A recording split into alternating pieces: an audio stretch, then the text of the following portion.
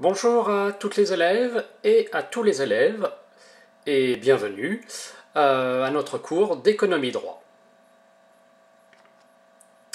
Nous traitons des relations sociales dans l'organisation avec un thème numéro 1 sur les ressources humaines et un dossier numéro 1 consacré donc au recrutement.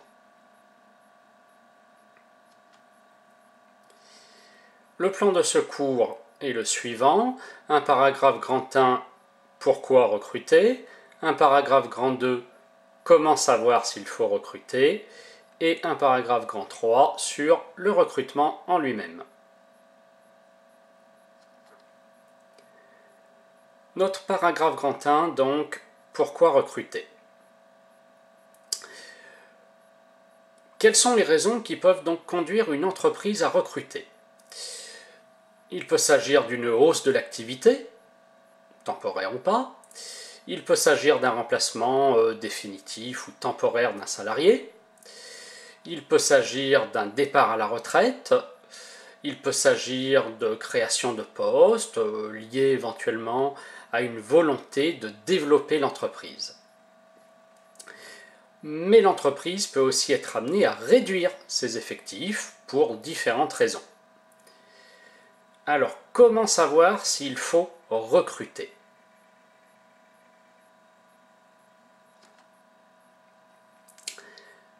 Notre paragraphe grand 2, comment savoir s'il faut recruter? Pour savoir si l'entreprise doit recruter, il lui faut faire une comparaison entre ses ressources actuelles, ses ressources humaines actuelles, et ses besoins futurs. Cette comparaison porte un nom. C'est la gestion prévisionnelle de l'emploi et des compétences, la GPEC, gestion prévisionnelle de l'emploi et des compétences. La GPEC a une dimension d'une part quantitative, c'est le nombre d'emplois dont l'entreprise a besoin, et également d'autre part une dimension qualitative. Ce sont les compétences dont l'entreprise a besoin. Cette comparaison peut donc emmener l'entreprise à faire des ajustements, soit sur le nombre d'emplois, avec des recrutements ou des réductions d'effectifs, soit sur les compétences, avec la mise en place de formations. Notre paragraphe grand 3 sur le recrutement. Petit 1, les principaux modes de recrutement.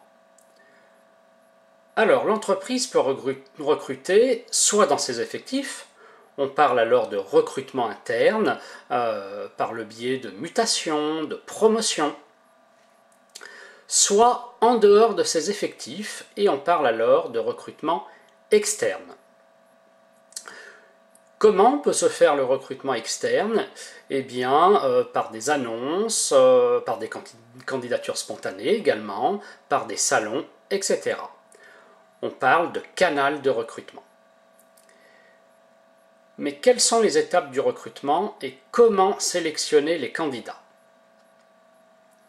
Petit 2, les étapes du recrutement et la sélection des candidats. Il faut définir le besoin dans l'entreprise grâce à la GPEC. Il faut définir le profil du poste. Il faut publier, diffuser l'offre d'emploi. Il faut recueillir les candidatures. Il faut analyser les CV et les lettres de motivation.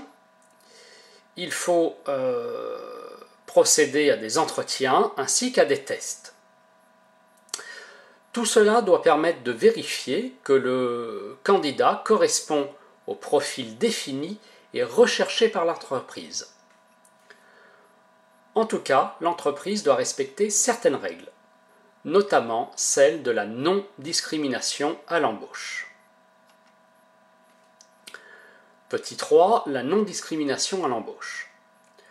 L'employeur reste bien sûr libre de choisir son salarié, mais il ne doit pas écarter une candidature sur des critères tels que le sexe, l'âge, la situation familiale, la grossesse, la religion, les opinions politiques, l'appartenance syndicale, etc.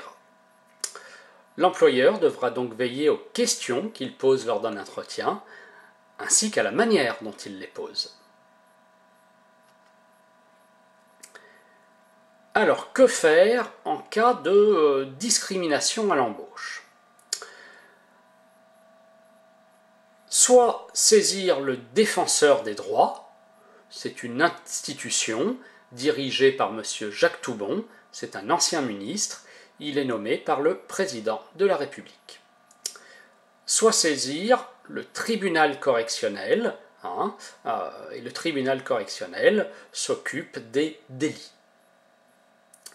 En tout cas, l'employeur doit remplir et respecter des formalités lors d'une embauche. Petit 4, les formalités à l'embauche. L'employeur doit remettre un contrat écrit au salarié. Il doit également faire la déclaration préalable à l'embauche, la DPAE, que l'on appelait avant DUE, déclaration unique d'embauche. Il doit faire cela pour que le salarié soit déclaré à différents organismes comme la sécurité sociale, l'assurance chômage, etc. La déclaration peut se faire par Internet. Il doit faire passer au salarié une visite médicale et en début de contrat, le salarié sera en période d'essai. Merci pour votre attention, pour votre écoute. Bon travail et bonne synthèse.